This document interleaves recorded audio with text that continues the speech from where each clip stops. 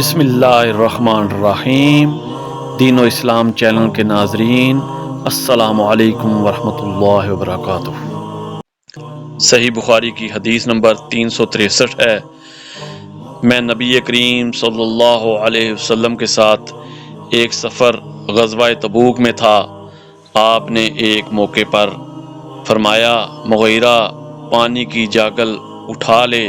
میں نے اسے اٹھا لیا، پھر رسول اللہ صلی اللہ علیہ وسلم چلے اور میری نظروں سے چھپ گئے۔ آپ نے قضائے حاجت کی۔ اس وقت آپ شامی جبہ پہنے ہوئے تھے۔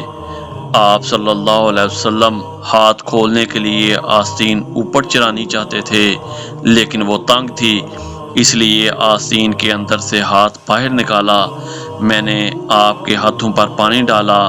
آپ صلی اللہ علیہ وسلم نے نماز کے وضو کی طرح وضو کیا اور اپنے خفین پر مسح کیا، پھر نماز پڑھی۔